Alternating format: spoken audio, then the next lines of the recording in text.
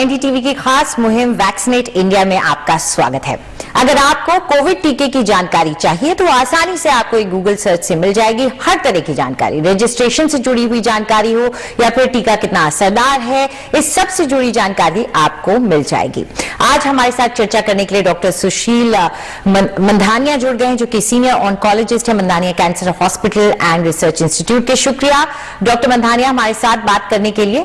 सबसे पहले तो आपसे यही जानना चाहेंगे कि भारत में फिलहाल किसी भी शख्स के लिए कौन कौन से टीके मौजूद हैं जिन्हें वो लगवा सकता है? देखिए, जो महाराष्ट्र में और देश में जो टीकाकरण शुरू हुआ था जनवरी के एंड से, तो 2 इंडिजिनस वैक्सीन अवेलेबल है। एक तो है कोविशील्ड और दूसरा है Covaxin.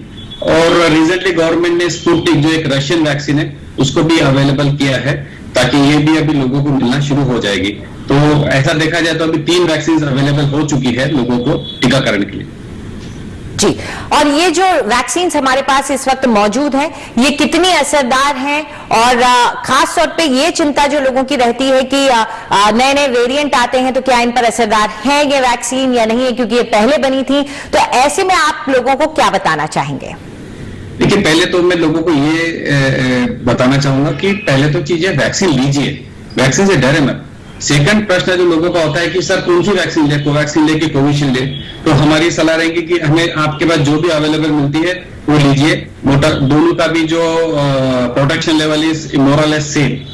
Third important thing is कि अभी तक के जो भी डेटा अवेलेबल हुआ है, इसमें ये देखा गया है कि ये हमारे जो वेरिएंट्स पे भी काफी कारगर साबित हुई है और उसपे भी इफेक्ट हुए हैं। और फ्यूचर वेरिएंट्स के बारे में बोलना बहुत मुश्किल है, पर अभी तक के जितने भी वेरिएंट्स हमें इंडिया में जो मिले हैं, उसमें दोनों भी वैक्सीन काफी कारगर हुई है। जी, तो इतना तो साफ है कि ये वैक्सीन असरदार है। नए वेरिएंट्स पे भी जो अब तक आए हैं, मौजूदा वेरिएंट्स है, ये आपने साफ कर दिया है। लेकिन डॉक्टर, जिन लोगों को वैक्सीन लगी है, अगर एक ही डोज अभी तक लग पाया है, क्योंकि उनके चांस जो अभी तक एक ही डोज के लिए आया, उनको स्लॉट अभी मिला था और वो अभी दूसरी डोज के लिए इंतजार करें, तो एक वक्त बीच में पड़ता है। जो वक्त बीच में आता है, खासतौर पर जिनका 12 हफ्ते का या 16 हफ्ते का वक्त बीच में आ रहा है, उस दौरान वो क्या सावधानियां बरतें कि कहीं ऐसा ना हो कि आपने वैक्सीन ले ली और आप ओवर कॉन्फिडेंस में आ जाए। तो आप क्या समझाना चाहेंगे? देखिए, वैक्सीन जो जब मिलती है तो आपको ये समझना पड़ेगा कि वैक्सीन से आपको प्रोटेक्शन के लिए एक समय लगता है। तो इस समय जब तक कि हमको वैक्सीन का सेकंड डोज नहीं मिलता है, और सेकंड डोज के बाद में भी जो कोविड अप्रोप्रिएट बिहेवियर्स को देयर इज नो सब्स्टिट्यूट, वो तो करना ही है। और सबसे इंपॉर्टेंट चीज जो इसमें होती है, प्रॉपर यूज का मास्क। जनरली मास्क का बहुत ही गलत तरीके से यूज करते हुए मैंने देखा है, सब जगह होता है। इसमें नाक के नीचे रहेगा मैक्सिमम टाइम, जब दोस्तों में, घर वाले लोगों में, घर के मेंबर के साथ में जनरली हम मास्क नीचे कर लेते हैं। तो ऐसे वक्त सावधानी अगर हटती है तो दुर्घटना घटने की संभावना बढ़ जाएगी। तो जब भी वैक्सीन लगती है, वैक्सीन सेंटर्स पे, वैक्सीन सेंटर के बाद और उसके बाद में सेकंड डोज लगता है, सेकंड डोज लगने के बाद में भी कोविड अप्रोप्रिएट बिहेवियर का स्ट्रिक्ट पालन करना जरूरी है। जी, जाते जाते आपसे ये भी पूछना चाहेंगे, जिन लोगों की वैक्सीन लग रही है, जो वैक्सीन लगवाने के लिए सेंटर्स पर पहुंचने वाले हैं, जो उनके घरों के आसपास हैं, आप क्या कहेंगे कि किन बातों का ख्याल रखें जब जाएं वैक्सीनेशन लगवाने के लिए? सबसे इंपॉर्टेंट चीज है कि पहली चीज तो प्रायर रजिस्ट्रेशन करके जाए, डायरेक्टली खुद ना चले जाए। ऐसा जाने से कई बार समय बहुत वेस्ट होता है, बाहर बहुत देर तक वहां बैठना पड़ता है। सेकंड इंपॉर्टेंट थिंग है कि आपके जो भी खाना है, पानी पीना है, टॉयलेट्स है, अब वो पहले कर ले।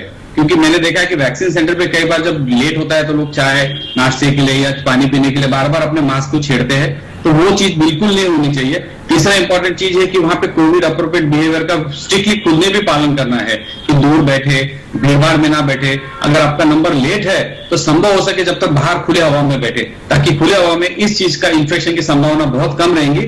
और ज्यादा समय वहां वेस्ट ना करें, तुरंत अपना वैक्सीनेशन होता है तो तुरंत अपने घर जाए।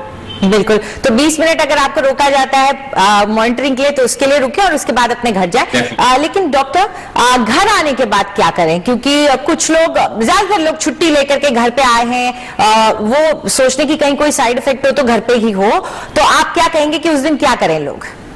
देखिए ना, वैक्सीन के बारे में, साइड इफेक्ट्स के बारे में काफी बोला गया है, पर मैं सबको एश्योर करना चाहता हूं कि इसमें there are hardly any side effects. Side effects एक पैरासिटामोल की गोली के भी होते हैं, तो इसमें बिल्कुल डरने की जरूरत नहीं। और मैक्सिमम जो साइड इफेक्ट देखे गए वो है थोड़ा सा एक फीवर हो सकता है, किसी को बॉडी एक हो सकता है, जो कि एक सिंपल वायरल इन्फेक्शन जैसे है।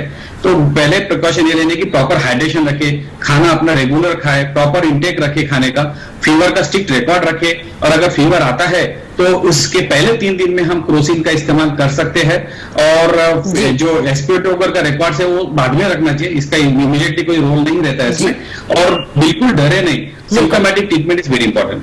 बिल्कुल, शुक्रिया डॉक्टर हमारे साथ जुड़ने के लिए और इन सारे सवालों के जवाब देने के लिए। धन्यवाद। नमस्ते। तो उम्मीद करते हैं कि आप सब जैसे ही मौका मिलेगा अपना रजिस्ट्रेशन करा के, अपना स्लॉट बुक करके अपना वैक्सीनेशन कराएंगे, क्योंकि यही एक तरीका है जिससे हम इस महामारी को रोक सकते हैं। फिलहाल हमारे इस कार्यक्रम में इतना ही। नमस्कार।